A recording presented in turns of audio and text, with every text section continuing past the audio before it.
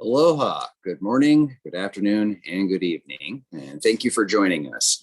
On behalf of Pacific Forum, I'm pleased to welcome you to today's webinar toward a unified NATO response to the People's Republic of China. My name is Rob York, Director for Regional Affairs at the Pacific Forum, and your MC and moderator for today's event. For those of you who are not familiar with us, Pacific Forum is a Honolulu-based foreign policy research institute.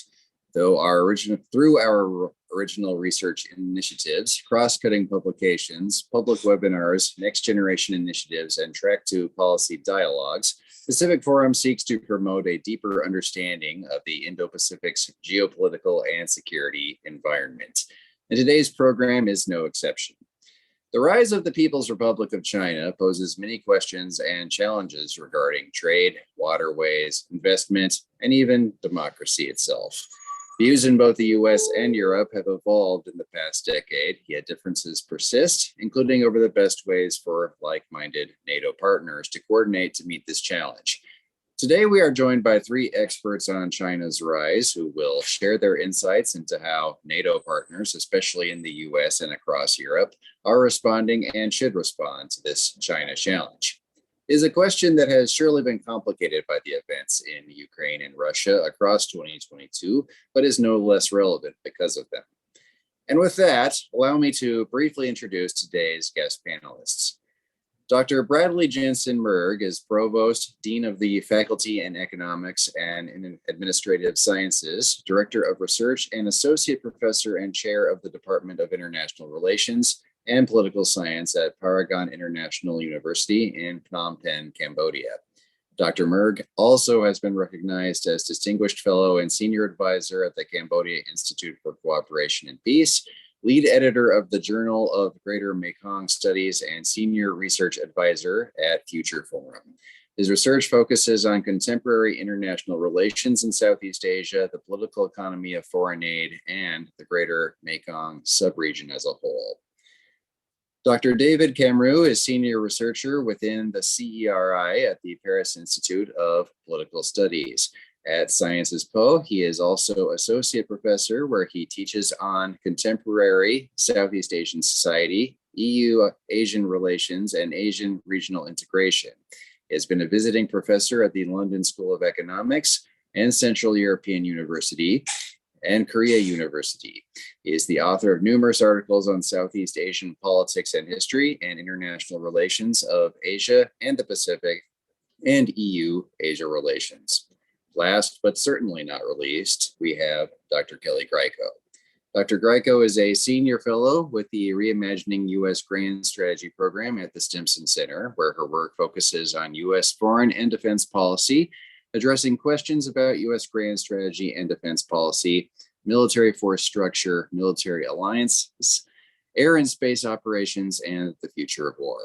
She has expertise in U.S. military alliances and the security architectures of the Indo-Pacific and Europe, as well as current and emerging air power strategies and capabilities. She is also an adjunct associate professor in the Center for Security Studies at Georgetown University.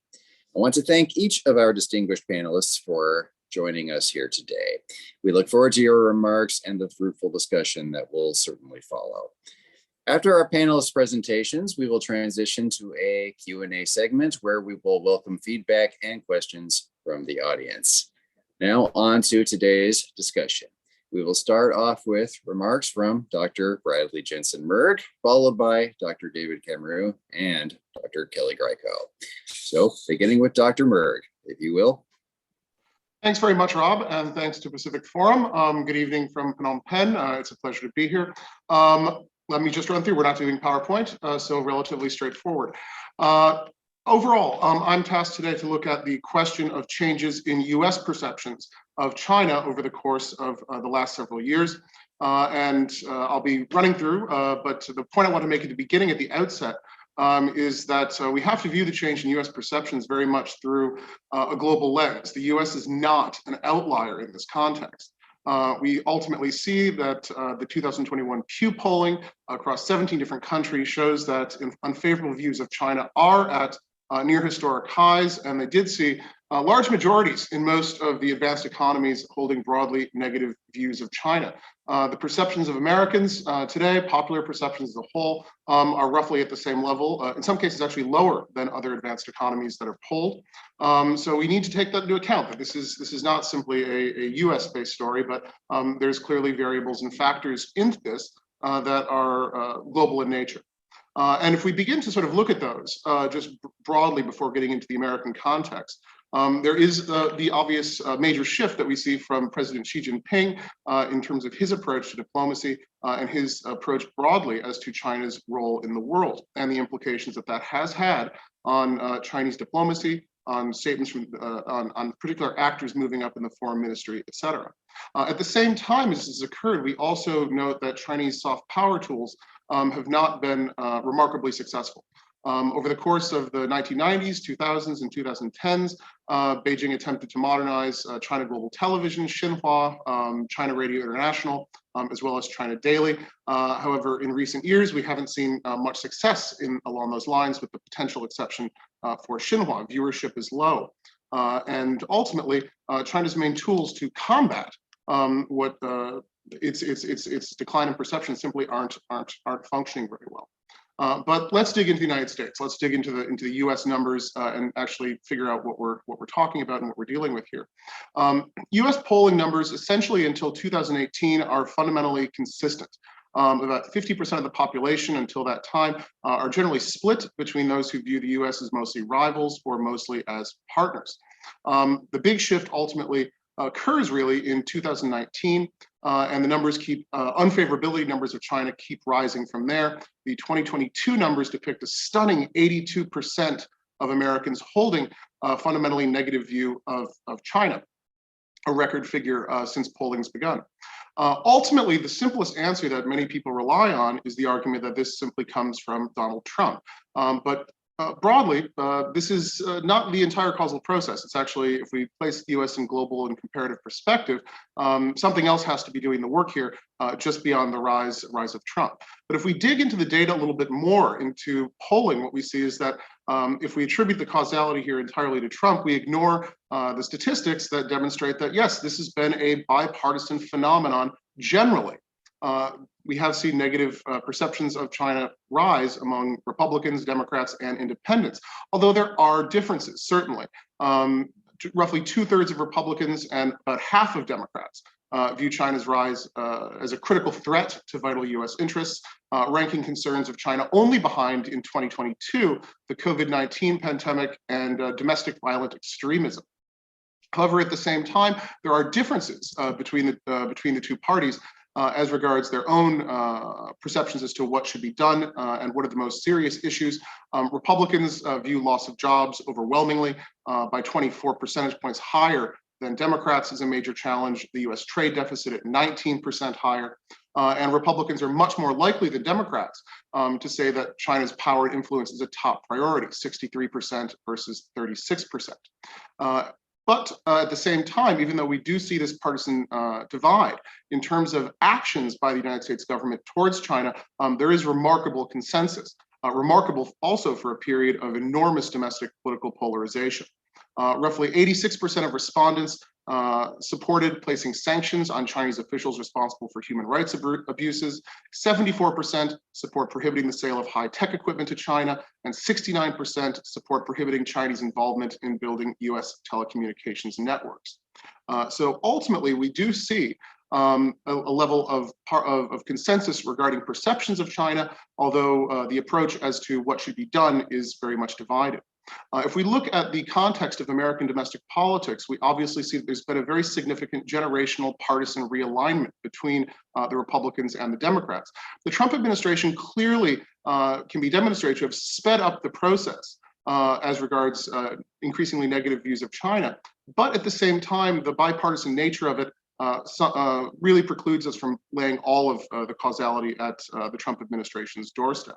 In fact, we can go back and look at data that really shows that anxiety concerning the US place in the world, all the way back to the 2007-8 financial crisis, has a significant role. Republican advertising from members of Congress in the US Senate up for election or up for re-election really doesn't start to hit hard until 2020 and 2021, even in 2020 and to a lesser extent. We'd expect to see this much earlier if it was a story of GOP advertising significantly implementing the popular perception. Rather, it actually appears to be the other way around, that political advertising that is particularly against China or highlighting the GOP's strength in this area actually follows the polling rather than pushing perception, et cetera. At the same time that we look at this partisan shift in the GOP, we also have to look at a sort of another sociological, another variable here, which is the fact that the U.S. does, as it is pulling out of Afghanistan and Iraq, we see enormous amounts of increased coverage regarding China, regarding issues in Hong Kong and Xinjiang. To move a little bit deeper in, away from public opinions and towards elite opinions. Public opinion obviously has lagged elite opinions as regards perceptions of China over the course of the last 10 years. Quite a bit of literature on this overall, a lot of folks pinpointing it all the way back to at least 2014, but also some a little bit earlier. In terms of structural changes, that are a couple that are very worth noting. The first here being the fundamental shift to the Pacific, not just the Obama pivot, but really the causality behind that in terms of Asia's new growing role globally. 7 of the 10 largest standing militaries in the world, along with its enormous share of the global population, the global economy, et cetera. This is a fundamental shift. And as Asia becomes more important, China obviously becomes more important as well, placing that relationship very much central to all aspects of US foreign affairs. Second, when we look at generational change, and I think this one is quite vital when we look at elite perceptions, we've seen a shift. There has been a simple generational shift over the course of the last 10 years in those individuals working in China-oriented fields. And the image of American elites increasingly, due to this generational change, is not of Nixon in China, it's not of a Cold War ally. Rather, this is a generation that grew up with the image of Tiananmen Square. And is very much not wedded to a narrative that China would shift towards American norms or values via integration into the global economy. President Clinton's famous misstep back in around 2001 when China was brought into the WTO. So we can move into the question as to what broke the equilibrium here? What broke the model where the US and China had various longstanding disputes, various issues that were challenging, but were able to get around it? The first, which I briefly touched on earlier, is the simple question of global governance. Is the perception beginning in 2013 with President Xi and his push for an expanded Chinese role in existing institutions, starting new ones such as the AIIB, and beginning to re-energize existing regional institutions. At the same time, we saw significant concerns from the American side regarding Chinese intervention in the domestic politics of various democracies, particularly New Zealand and Australia, but also the rise of CCP United Front work, causing significant areas for concern, along with rising support for authoritarian regimes. And perceptions that this would be a significant threat over the long term. But if we move into sort of the two main areas to focus on as regards causality, it's questions of security and economy ultimately. And at present, what we see is a set of just fundamentally diverging interests between the US and China in the context of a series of a growing security dilemma.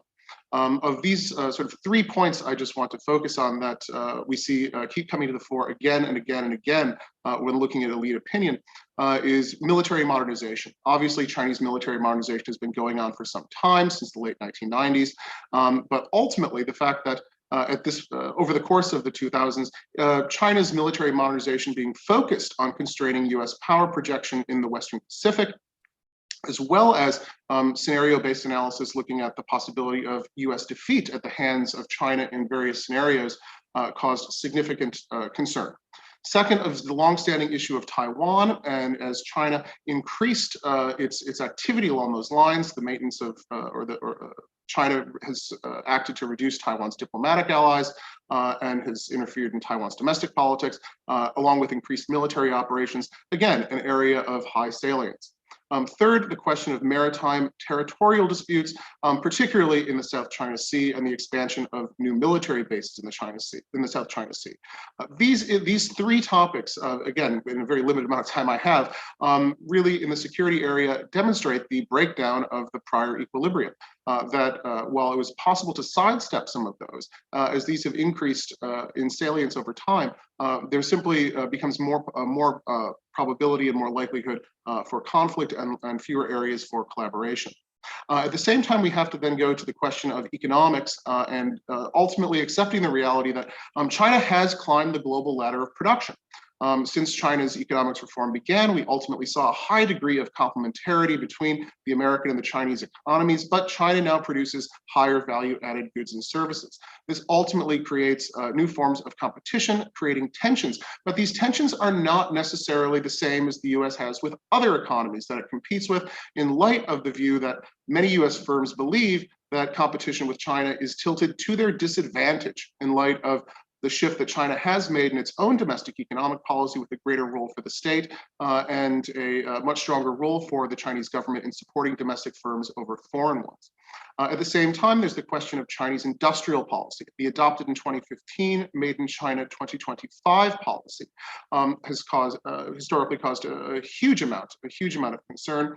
And this is also fleshed out with American concern over questions of technology, as China focused on fostering the dominance of high-tech sectors, and the Chinese government has funded hundreds of billions of dollars to Chinese firms. This is also obviously tied in the context of technology to the 2017 US National Security Strategy that argues fundamentally that the tech sectors that China is investing in, et cetera, these are strategic assets that need to be protected from rivals such as China, seeing China as a particular concern in light of the fact that it's seen as employing legal and illicit means to acquire US technology.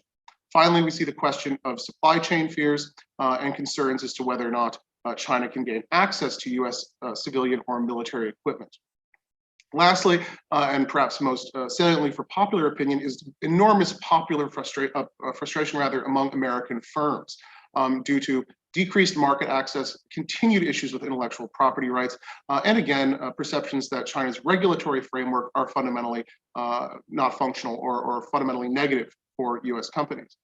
In terms of next steps, noting are we going to actually return to the good old era? Are we going to return to the period of collaboration and cooperation? No, I mean, the equilibrium is over, and it's shifted, and that is something that is here to stay. But in terms of areas of cooperation, there are those that do exist, and this also goes into both popular polling as well as elite opinion. More than 7 in 10 Americans continue to support working with China when possible. In two main areas: negotiation of arms agreements, number one, and second, collaboration in order to alleviate the threat of climate change. These continuously come up across all areas as the key points where American citizens do see cooperation with China as feasible. Two additional areas, though, I would highlight that are also marked out both in elite opinion as well as to a lesser extent in public opinion, is collaboration on denuclearization of North Korea, as well as cooperation in the context of the G20, again, more from an elite opinion here, on macroeconomic and financial stability to prevent future global crises and recessions. So I know I'm basically out of time at this point, but just to sort of sum up, we can see that the trends that have occurred globally obviously took place in the United States, but through a somewhat different path in light of the partisan realignment of the United States, as well as the various other points of contention that I noted, both security, economic, and as regards global governance. I apologize for going slightly over. I will stop there. Back to you, Rob. All right, thank you very much, Dr. Murg. And with that, we will transition to our next speaker, Dr. Camroux. And the floor is now yours. Thank you very much, Rob, and thanks very much to the Pacific Forum for this invitation. Perhaps I should begin with a couple of caveats. Despite my name. I am of French ancestry, but in fact, I'm Franco-Australian, and secondly, that I work essentially on Southeast Asian politics. And that colors to some extent my perceptions of what I'm going and what I'm about to say, insofar as I believe I come from the West, and the term the West, thanks to Vladimir Putin, has now been given new meaning. There is in Europe something called the Charlemagne Prize, which has been given to the person who most contributes to European integration. And my suggestion is it should be given to Vladimir Putin, because he's done more for European integration and for transatlantic unity than the last 20 years since the end of the Cold War. And the second aspect of my caveats is to suggest that looking at Europe from Washington should be rather similar to looking at Southeast Asia, because in both cases, I think the question posed in a Brookings Institute paper several years ago, which is, don't ask us to choose, is salient. This doesn't mean that there is no coordination or convergence of views, but that perhaps the idea of getting a coordinated response or a view where there's some kind of alignment with the US in relation to China perhaps is not only desirable, but perhaps I don't see the political will existing for that in Europe. Okay, let me try and say what I want to say in a few points. I mean, Europeans have been concerned about China for about 800 years, since as an act of theft of intellectual property rights, Marco Polo stole pasta from China and brought it back to Italy. And then the Italians had very poor taste in suggesting that they invented pasta. But more seriously, the Europe that China has dealt with has always been not just one imperial power in the time of the high age of imperialism, but with all European countries. Europeans in the high age of imperialism did not consider that China needed to be colonized, unlike other parts of the world where they felt they had a civilizing mission to perform. And so this question of civilization, now expressed in terms of norms and values, is a constant in European reactions with China, over centuries. It's now expressed in other ways, terms about human rights and democracy, but there is still this same sort of tropes behind it of somehow competing civilizational ideas and competing values and norms. Okay, now to fast forward to the more recent past. In the last few months, several European leaders, including President Macron, Chancellor Scholz, and Prime Minister Rishi Sunak, have said that it's time to end European naivety about China. Now, there is some debate whether Europeans have been naive on China. My colleague Hugo Meyer has just published a book on Britain, France, and Germany, their foreign ministers reacting to China's rise. And he calls into question, based on the interviews he's done, this whole notion that Europeans have been naive. I think that Europeans, like Americans, have had some good intentions and had some sort of self-serving preoccupations that through trade, and China's entry into the WTO would socialize it to becoming a global, a responsible international citizen. And the Asian financial crisis of 1998 suggested that there was some, validity in that, perhaps illusion, but that idea that China could be a responsible international citizen. Remember that in 1998, the fear was that after the crisis in Korea and then in Indonesia and elsewhere, that China would devalue its currency and then would enter this situation of competitive devaluations, and this would be destructive for all of the economies of Asia and would have impacts in Europe and the West. China didn't do that. There were good reasons why it didn't devalue, but it actually provided aid to some countries like Thailand, which the US refused to aid at the time. So there was some kind of, it was not totally naive to think that, perhaps China could be a responsible international citizen. And so this then fed into the debate in two sides in Europe, which I would characterize as between the panda huggers and the dragon slayers. So the panda huggers and the dragon slayers. You embrace China or you compete with China. Well, I think we're now in a situation of dragon huggers. We're both pandering and to use the pun, and hugging at the same time. But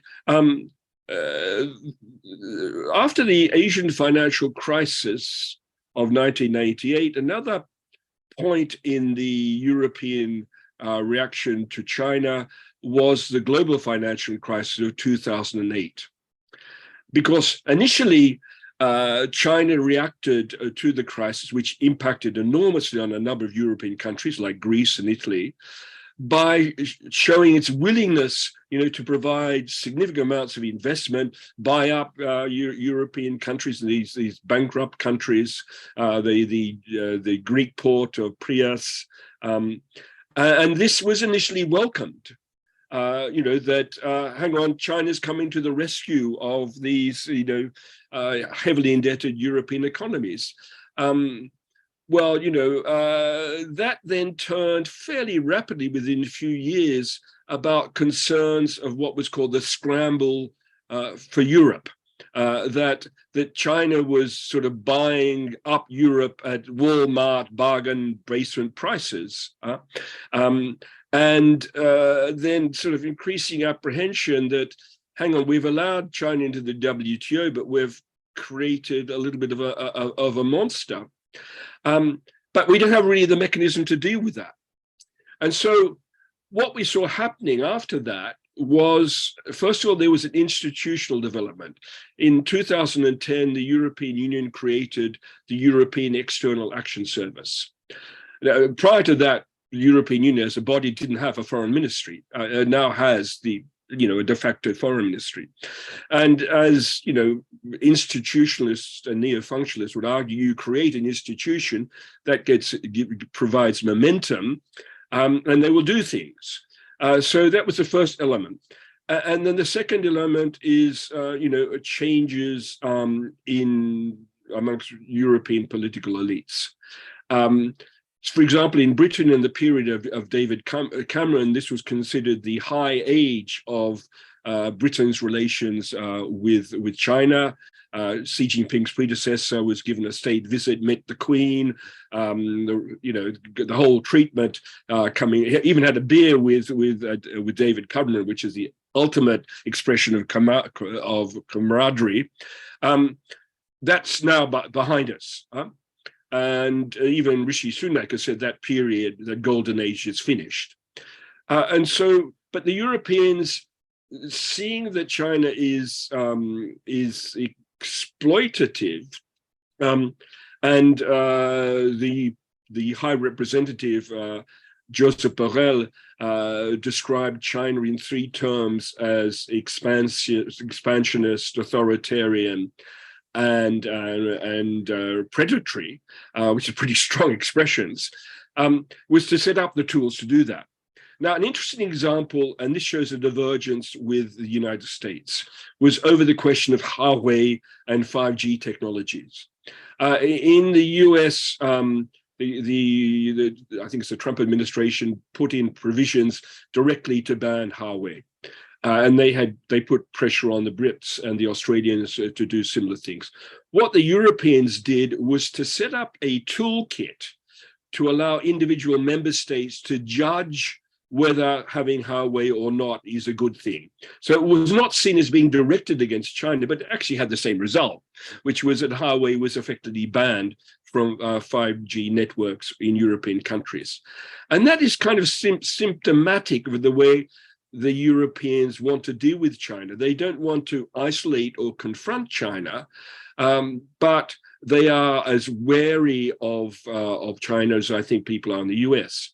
In fact, the 2019 communication on China, has a holy trinity. China is described as a partner, for example, on questions of climate change, as a competitor in economic terms, and as a systemic rival.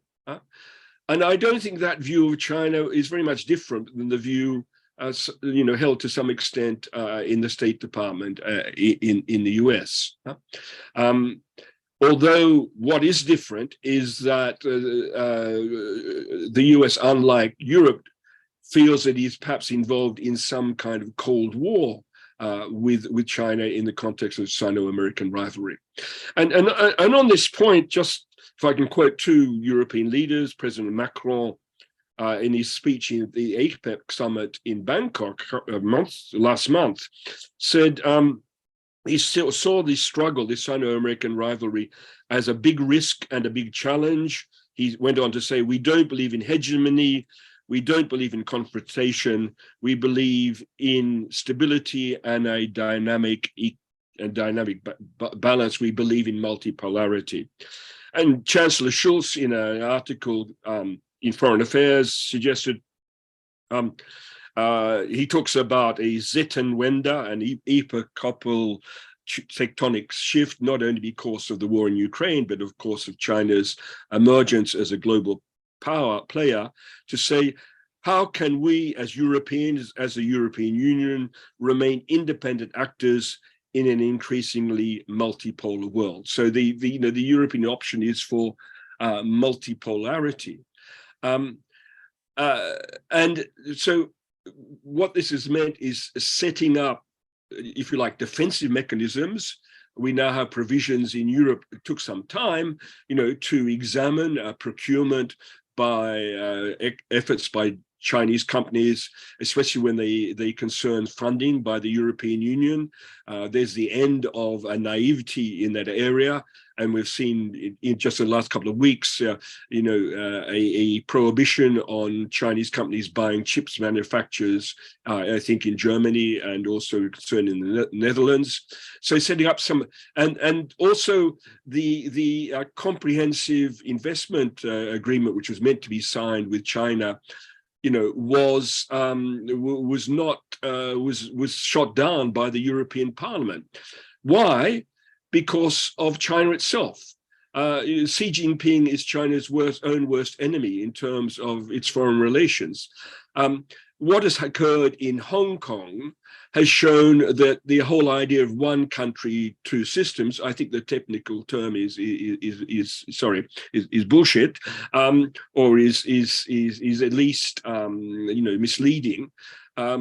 We've seen a convergence of strategic interests, for example, on supply chains, in trying to bring Taiwan more clearly back into stronger relations with European countries. What's happening with Lithuania is symbolic of that.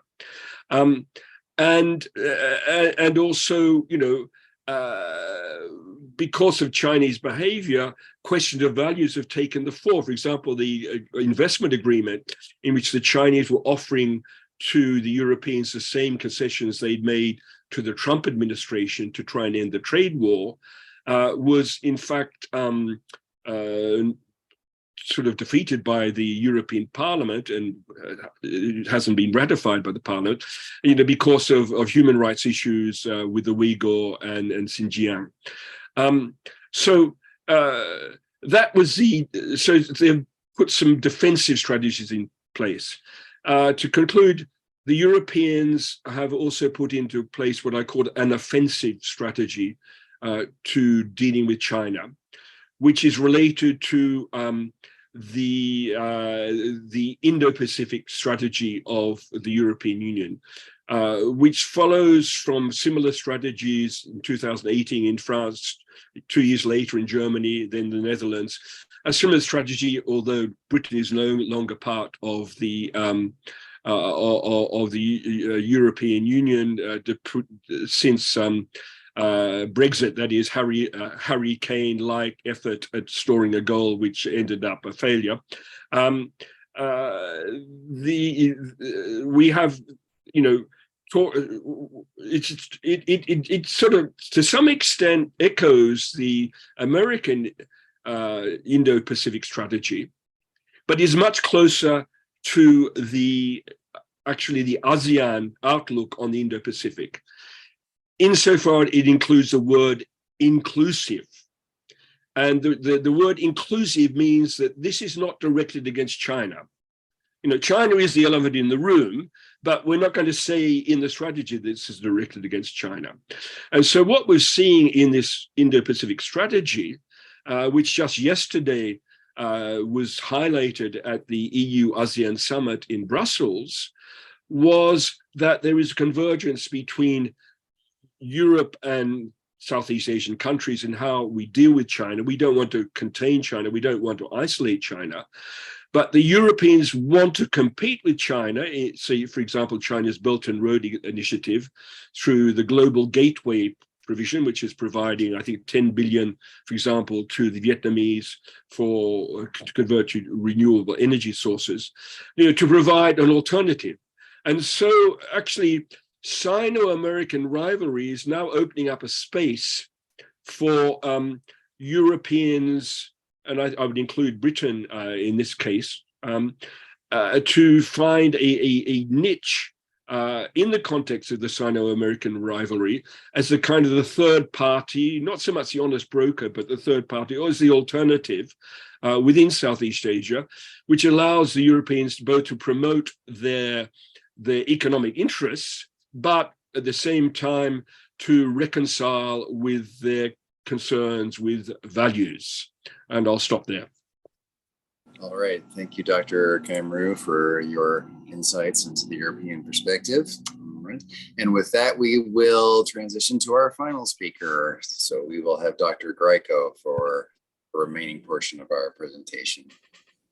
Great. Thank you, Rob, for this invitation, and thank you to the Pacific Forum for hosting it. Well, at the Madrid summit this past June, NATO released a new strategic concept, which lays out the alliance's strategic and purpose and priorities until 2030. What's perhaps most noteworthy about the document is that at a time when the alliance is focused squarely on Russia's threat amid the war in Ukraine, it actually had quite a bit to say about China. It sounded a tough new tone, referring to China as presenting systematic challenges to transatlantic security. And at that same summit, 4 Indo-Pacific countries, Australia, Japan, New Zealand, and South Korea, participated together for the first time, really underscoring the hopes for an emerging Atlantic-Pacific partnership. In thinking about what these events might herald for the future, I'm going to make 3 key points, explain how I think the Madrid summit and the strategic concept reflects an emerging concept of a trans-regional democratic coalition to counter China's rise that's driving much of the Biden administration's foreign policy today. But then I'm going to really turn and focus on why I think widening NATO's gaze to the Indo-Pacific is likely to prove both ineffective and counterproductive.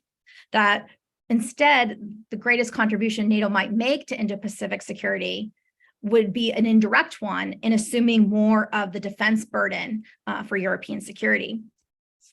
That said, outside of the military sphere, there are a number of areas for transatlantic cooperation that could be beneficial and effective in areas diplomatic, economic, financial, and technological.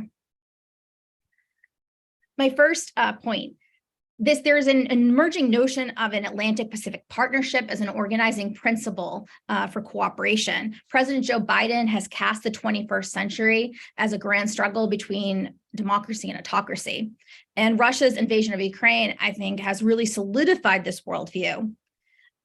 There is an emerging notion from the administration's perspective that you can take this global democratic coalition that formed in support of Ukraine in the face of Russian aggression and essentially redeploy it, use it as the cooperative groundwork for countering China's rise. And I'll just note that this notion of a grand democratic coalition has long roots. Secretary Blinken in 2019 co-authored an article in which he spoke about a democratic cooperative network. And what we're now seeing with the administration are the first attempts to implement this vision. You see references to it in the series of US strategy documents, and you see it now in NATO strategic concept. This brings me to my second point, which is that I think aligning NATO and Indo-Pacific allies more closely to counter China's rise is likely to be ineffective and also counterproductive and potentially dangerous for a number of reasons. The first is that this is simply overly ambitious, given the hard, cold realities of European interests and capabilities. I won't speak a lot about interest because I think Dr. Camroux spoke quite clearly about that, about sort of how Europe sees the China threat. But the basic point here is just that geography matters. Russia as a threat will always matter more than China. China will remain principally an economic competitor to Europe, not a military threat. At the same time, European militaries have very limited capacity to project substantial power to the Indo-Pacific region. They can't really make a meaningful contribution to deterrence there. There are two countries, the UK and France, that maintain a regular maritime presence there, but it's quite small, if we're being honest. And at the same time, European air forces are not able to really project air power over vast distances. They rely on the United States for critical enablers, things like intelligence, surveillance, reconnaissance, aerial refueling. Those enablers, of course, are the very capabilities that would be in very high demand if there was a contingency in the Indo-Pacific. So the US may not be able to fulfill that role. But despite those realities, what we're seeing are an increasing number of military exercises being conducted between NATO countries and Indo-Pacific countries in the region. And I think this raises very serious questions that we should be asking about what is the ultimate strategic purpose of these exercises, and are they sustainable in the long term? I would argue that NATO's greater involvement in the Indo-Pacific is likely to do more harm than good to regional security and stability. I am particularly concerned that a more muscular approach to Beijing, even though it's a defensive reaction to China's growing power and ambitions, the motive on NATO's part is defensive, is likely to appear threatening to China and to provoke Beijing to act more aggressively towards the alliance and its member countries. China has long had fears of encirclement. It has also long been opposed to NATO expansion. This is including in the 90s, asking why the United States needed to maintain these, what they saw as Cold War relics. Now, we may disagree with that perspective, but it is China's perspective. And the real concern here is that by bringing NATO more into the Indo-Pacific, it could result in a destabilizing action-reaction cycle that would leave everyone less secure and be more likely to lead to conflict.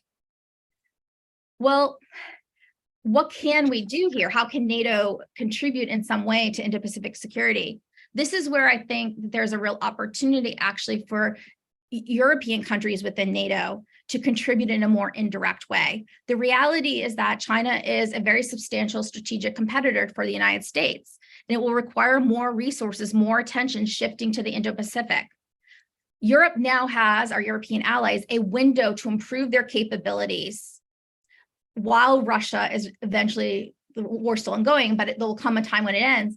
It gives the European allies a window to improve their capabilities to meet that threat, and for the United States to gradually transition primary responsibility for European security to Europe itself. Now, to be clear, the United States would remain a member of NATO, but it would assume the role of a security guarantor of last resort. What this would do for the United States is it would free up really critical capabilities for the Indo-Pacific. To put this into practice, I would propose a couple things. First, we need really clear benchmarks and timelines for that kind of transition. I think the place to begin are the 100,000 troops the United States has sent to Europe since the start of the war. Looking at how we can transition that responsibility, particularly for deterrence on the eastern flank, to European member states. And I think the second thing is NATO needs to really incorporate China-related conflict scenarios into its defense plans. There need to be some frank and conversations within NATO on its defense planning and thinking about, if there is a contingency in the Indo-Pacific, what capabilities and personnel is the United States going to probably have to remove from the theater and send to the Indo-Pacific? If that were to be the case, Europe would have to close those capability gaps. And so this would provide a very concrete way for European militaries to identify what capabilities they need to build to close that shortfall. Now, while there's not as much of a military role in my view, for Europe and the Indo-Pacific, there are certainly opportunities for Europe and the United States to cooperate, often with allies and partners in the Indo-Pacific, to help counter China's rise in other ways. But the point I really want to emphasize here is that the institution to cooperate with is not for that cooperation with the United States and Europe to happen in NATO. It's to happen between the United States and the European Union. And I think this cooperation should proceed along a couple tracks. First, the United States and Europe should promote and work together to promote good governance. China, like other great powers before it, is really asserting its influence in international institutions and trying to rewrite some of the rules and norms of the world for the 21st century. Now, we want to not exclude China from international institutions, and it's going to have a voice in writing those rules and norms. But there are things that the United States and Europe can do together to ensure that the international institutions also reflect our interests and values as well. Specifically, the United States and Europe can work together to jointly elect candidates to top UN positions and increase the number of their citizens employed in the UN system. China has really, in recent years, filled that void. Particularly the United States and a number of other European countries are underrepresented in the UN system. And so we should really work at trying to increase efforts to place citizens in UN jobs and that junior professional office program. Second, the United States and Europe really could expand trade and investment cooperation in response to China's unfair trade practices. I agree with Dr. Camroux that this is going to be quite challenging. According to the Institute for Economic Research, US-EU free trade agreement would greatly mitigate the negative effects of joint development with China. But I'm not particularly optimistic that we're going to see a comprehensive free trade agreement right now, given the climate and attitudes toward free trade. What I think could be done instead is a series of smaller trade and investment agreements, paving the way perhaps for that kind of comprehensive deal. What would this look like? Well, signing and expanding mutual recognition agreements to cover a wider range of sectors.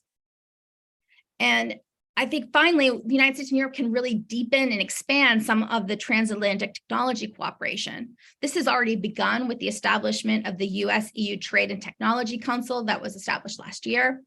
And that is a step in the right direction. This past May, when they met, they outlined about a dozen different transatlantic initiatives to foster greater cooperation on technology alignment. But my suggestion would be that it's now time to really prioritize among those very initiatives and focus on what is achievable in the short term, such as expanding information sharing on investment screening and coordinating efforts to avoid some kind of subsidy race in the semiconductor industry. Why do I say that? Because I think what we want to avoid is the TTC just becoming another talk shop. It's really important for it to show that it can produce tangible results. Above all, though, I would just like to emphasize that competition with China may be inevitable, but it can also be bounded.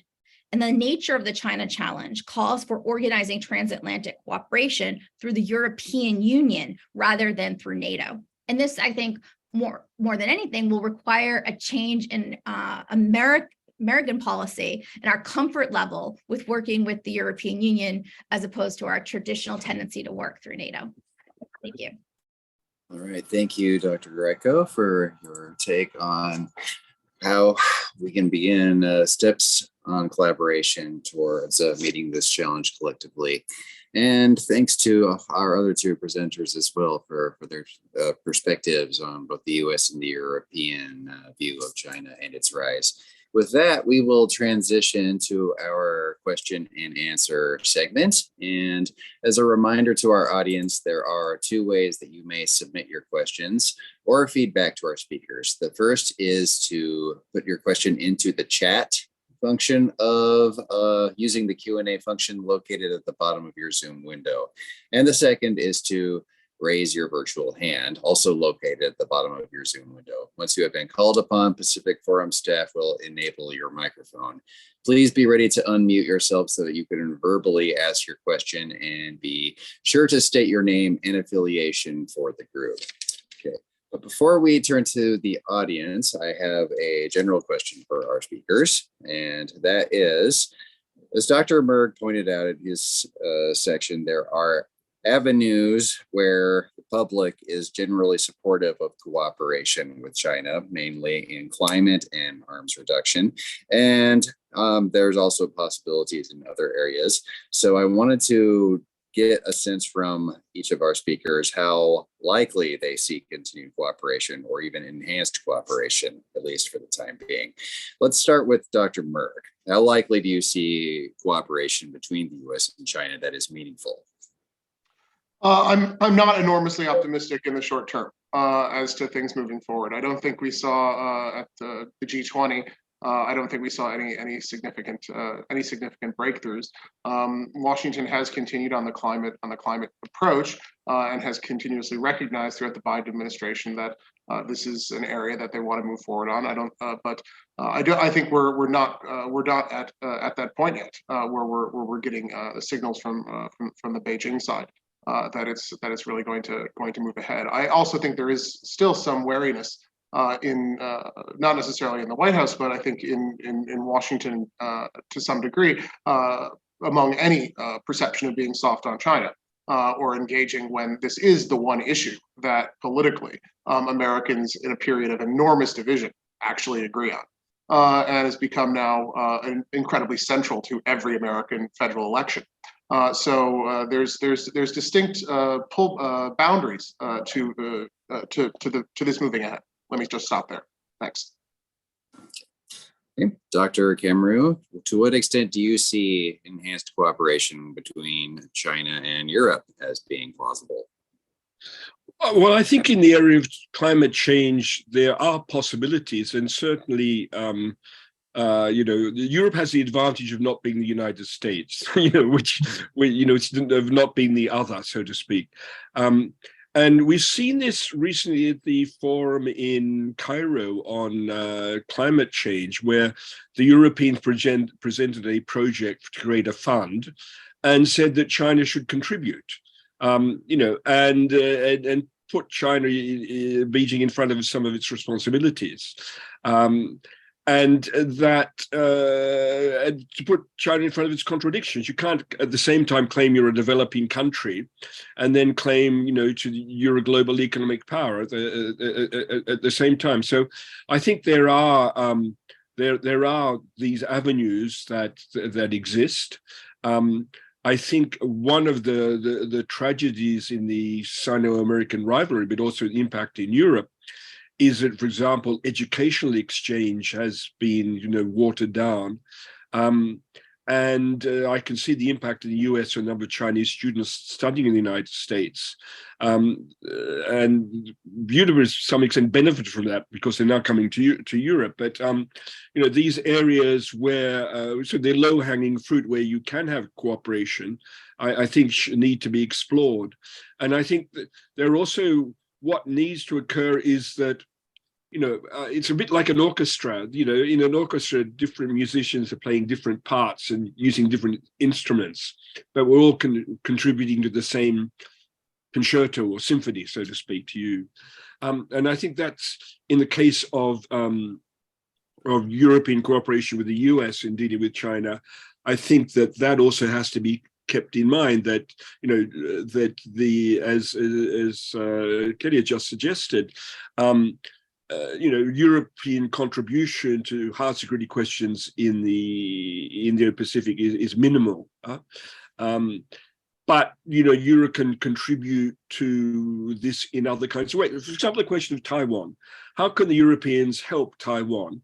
Well, they can help Taiwan by, and help themselves by having, as in US semiconductor assembly plants built in Europe of Taiwanese companies, and they can help by, de facto bringing Taiwan more and more clearly into the international stage, while playing on the while still accepting the one China policy. The Europeans have always played on this ambiguity. The Europeans accept the one China policy, but like 75% of countries with relations with China have not assented to the one China principle.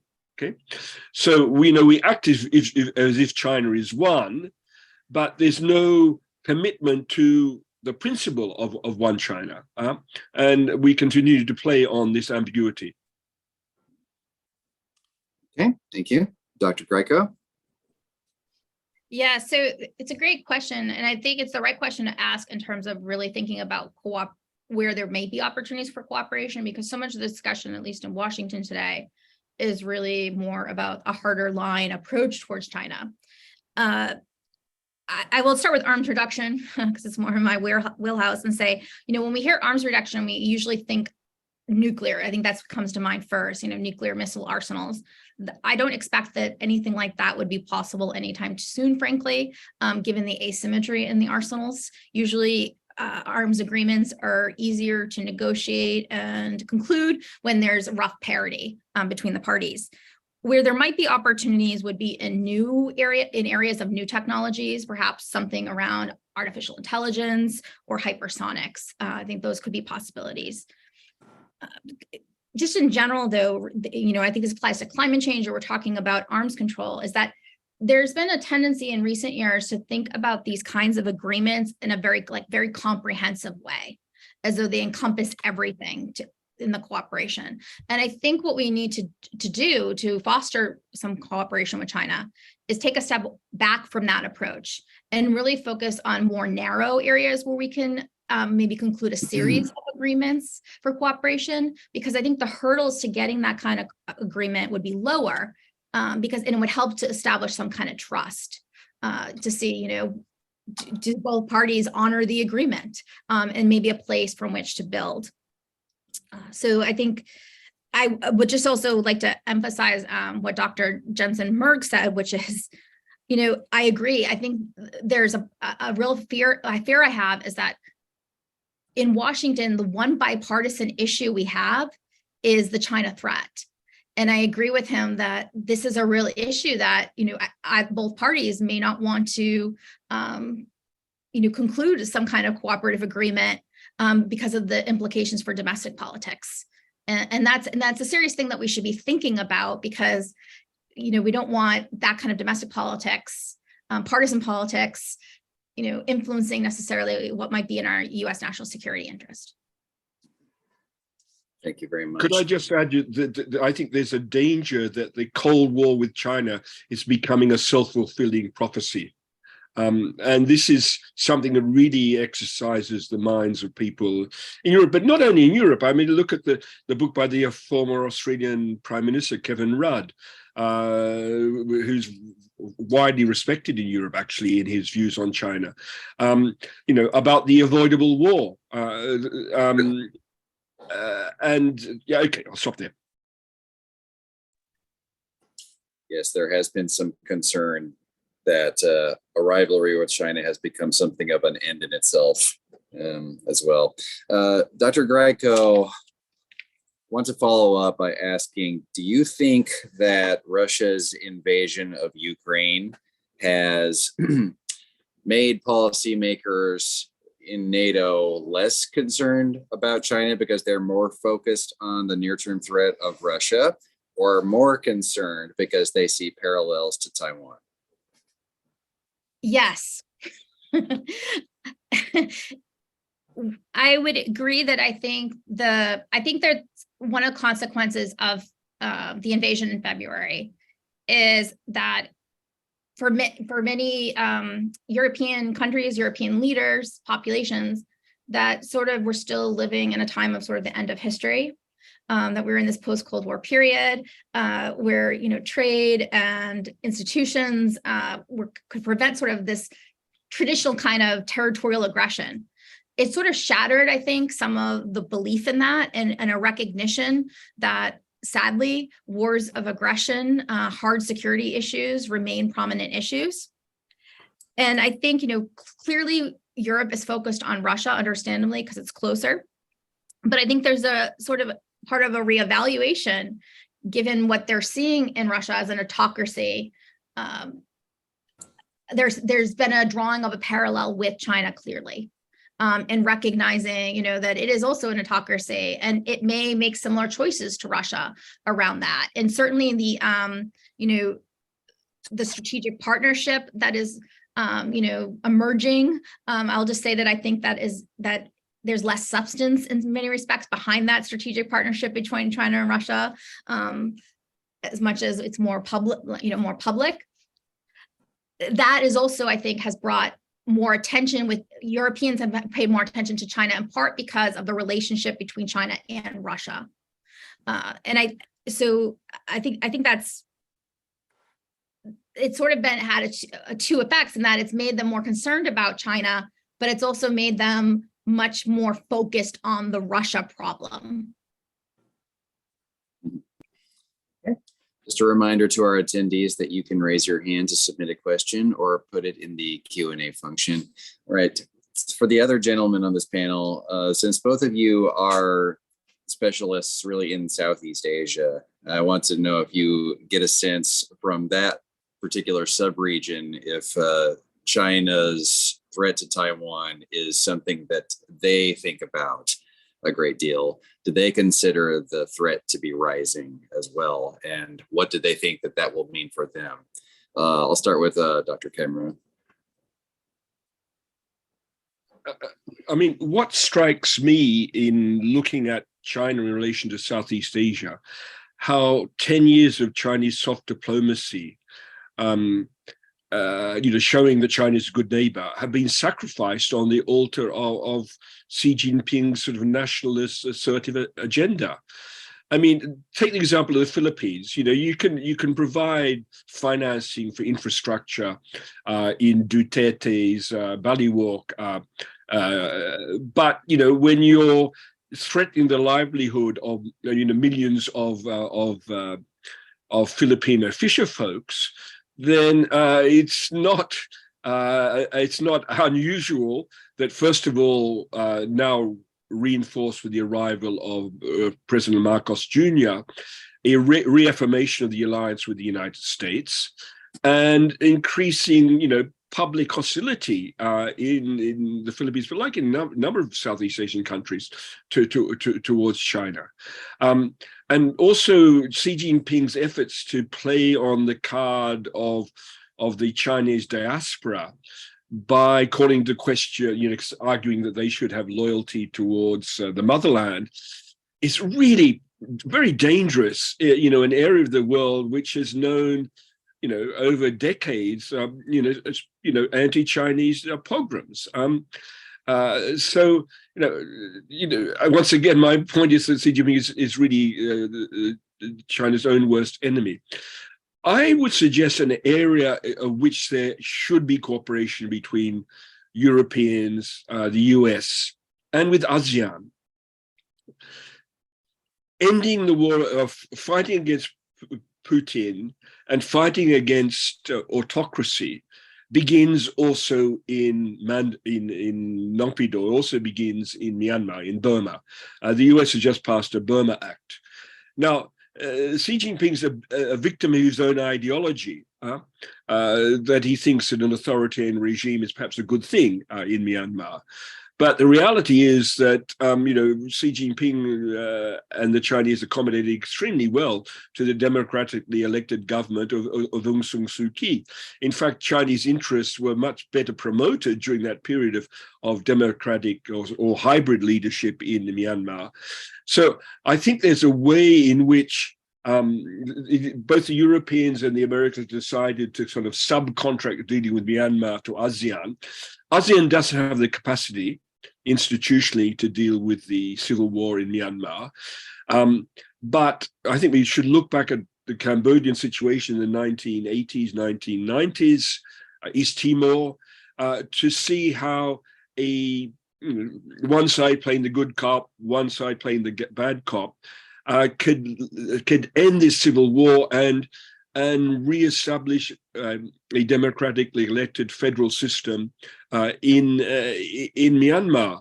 And that would actually be in China's interest if they, took off their totalitarian blinkers and looked at the reality. That would be in their interest. So I think there are areas for cooperation that need to be explored. And I think what we need, like when you're teaching, you say the best thing is to look at a case study. Let's have a case study. Let's concentrate on this particular case and put in the resources necessary.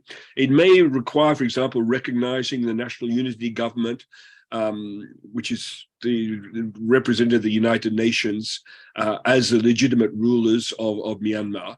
ASEAN may not want to do that, or certain ASEAN countries may not want to do that, but there are kind of ways that coming together, playing different kinds of roles, we can achieve something which is the interest of our own interests in terms of promotion of values and democracy, but also in the interests of the people of Myanmar.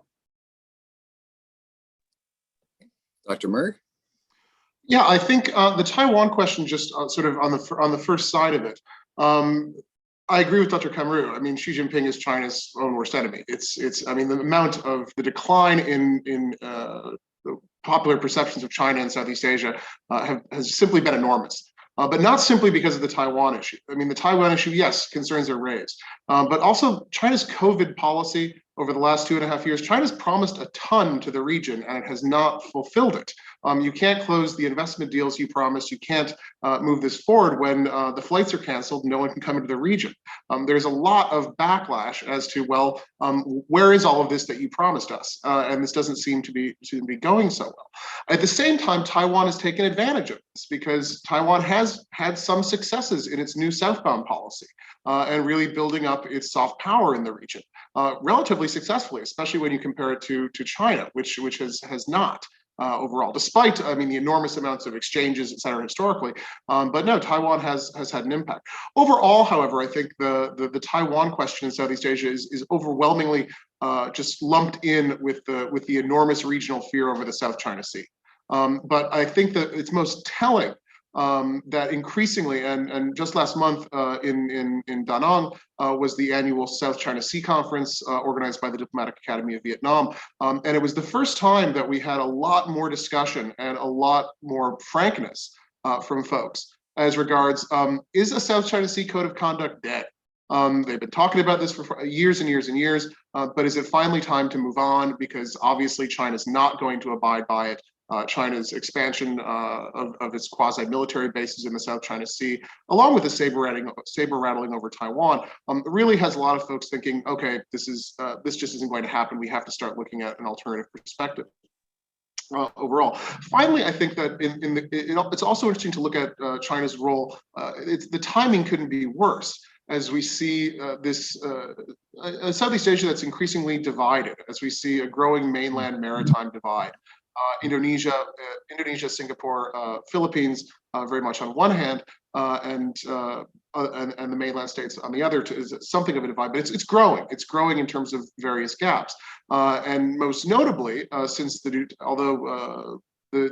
the Philippine election, I think we also saw to some degree the level of how much China's relationship with some countries was not really deeply built. It was built on sand. I mean, for years we heard these predictions, oh, the Philippines is going to flip, the Philippines is going to go along with China, and that's over. I mean, we're not hearing that anymore. It's the Philippines is renegotiating. It wants to renegotiate, so it has very specific terms in its defense relationship with the United States. So China's it's a very different world here in Southeast Asia than 3 years ago, with governments much more wary of China, and with a lot of people reevaluating what was always assumed to be feasible, i.e., e.g., the Code of Conduct in the South China Sea. Thanks. Dr. Camroux? No, I just want to add that I think in Southeast Asia, China, we talk about client states, but I think it has client regimes. And as just been suggested, this is built on this is somewhat fragile.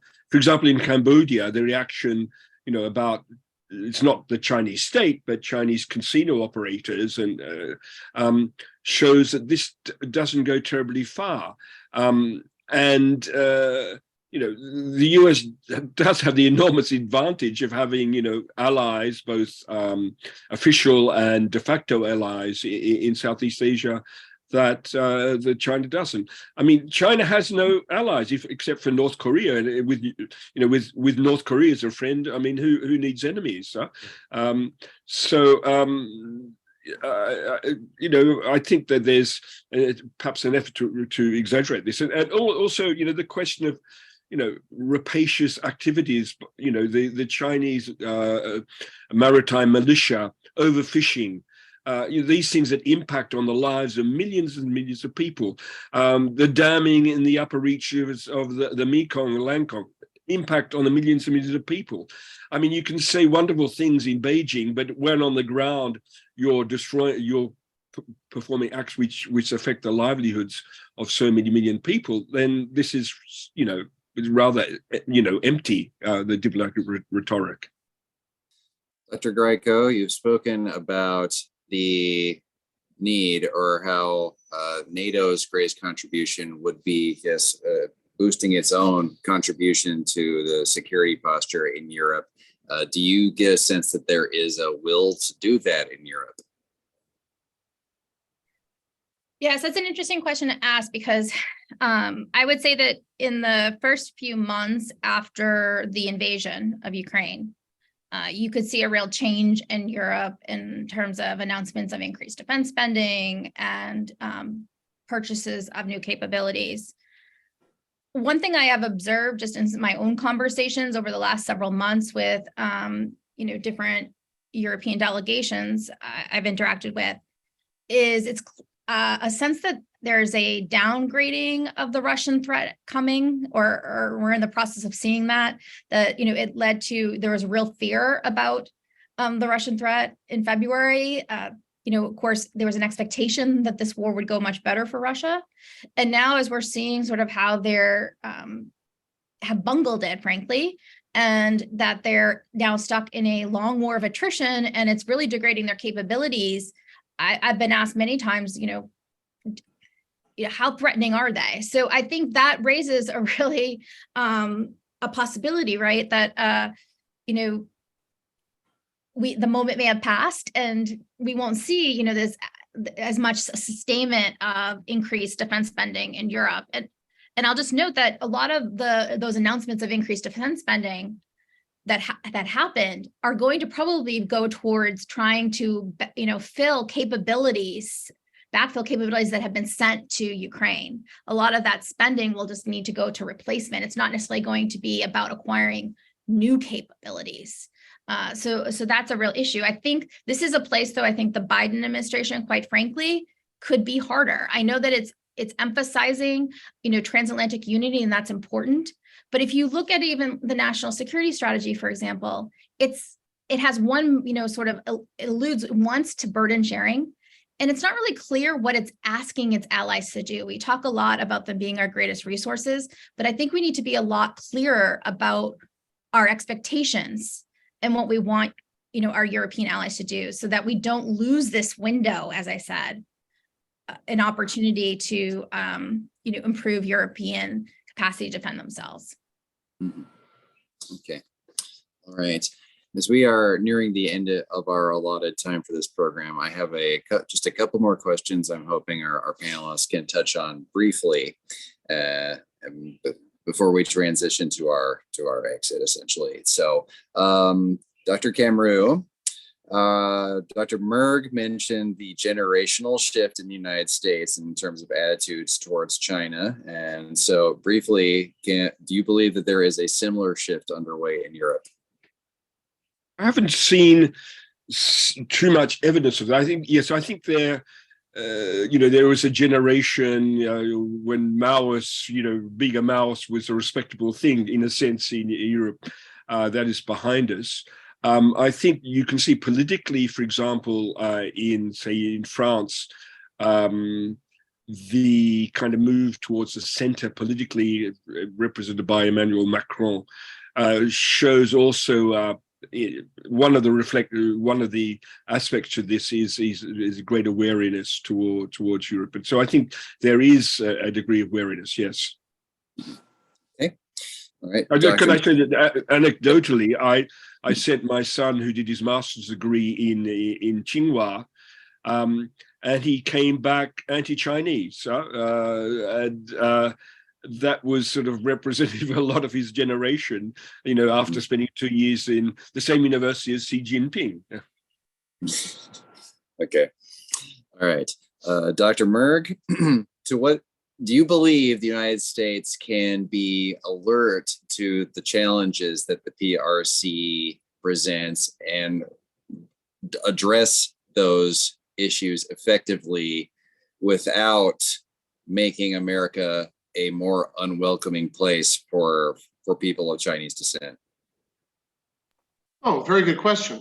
I absolutely, yes. I think it's very much feasible to divorce the Chinese Communist Party and its regime in the People's Republic from the Chinese American ethnic Chinese population, et cetera. I don't think that demonization is necessary. I think that unfortunately we have seen elements of this, although the numbers there are quite low. Which I think we're not seeing a massive spread along these lines.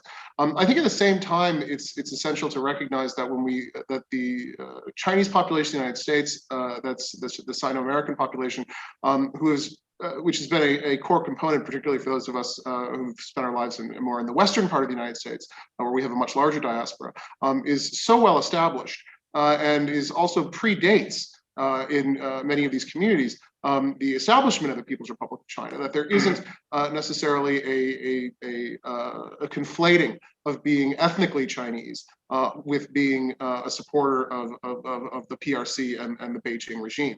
Rather, you do have obviously a Taiwanese American population. You also have a very large Chinese ethnic diaspora from Vietnam that came over after '75 when we had the boat people, as well as obviously a Chinese Filipino, et cetera. So I think it's building on the strength of that diaspora and its history, along with the fact it is a diaspora that's incredibly well integrated into U.S. politics, particularly in California and Washington, et cetera. I think it's very feasible to avoid this problem, but obviously we have to keep paying attention to it, yes. Okay. All right. And Dr. Grieco, you talked about shoring up our international and multilateral institutions in order to make them better avenues of collaboration at the international level. Where would you start when looking at these institutions? Which ones would be priority areas or should be for the Biden administration? Yes. So, I think the first point is that I think the Biden administration's approach framed around this sort of democracy versus autocracy division is one that I think is going to make it challenging to do that. I think we need to certainly shore up institutions, and I think it requires also the United States to commit and play by the rules of those institutions as well. But I think this democracy versus autocracy framing is really problematic in that, in some respects, it almost reflects sort of like a Cold War mindset of thinking we still live in a bipolar world.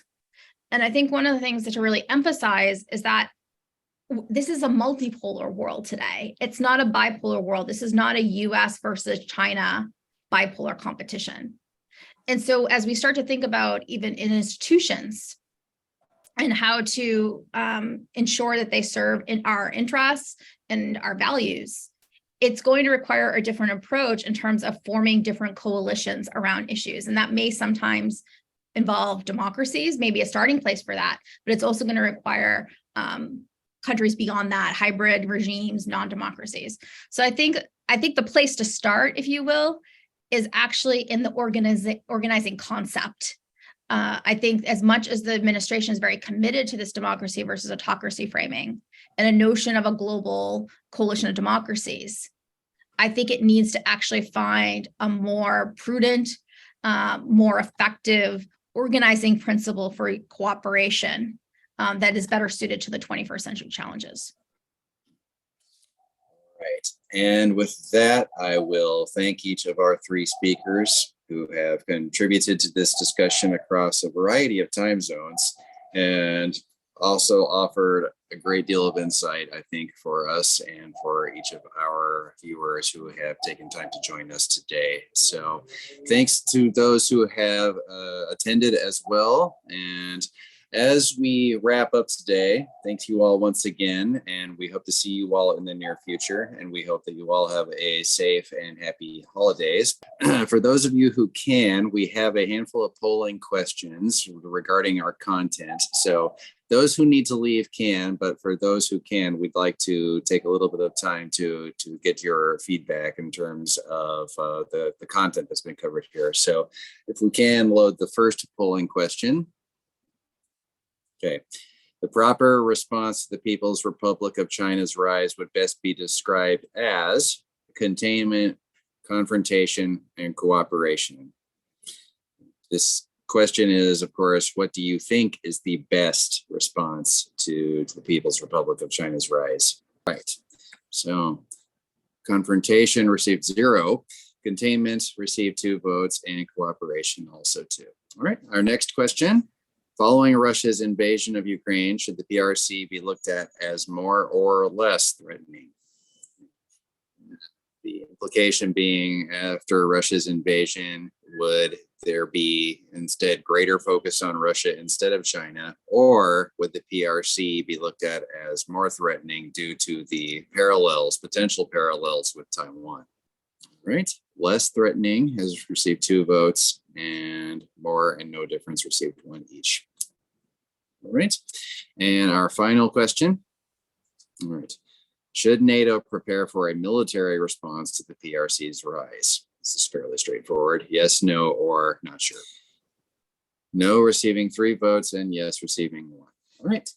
Okay, thank you very much for your feedback on our content, and thank you once again to each of our panelists, and happy holidays to everyone.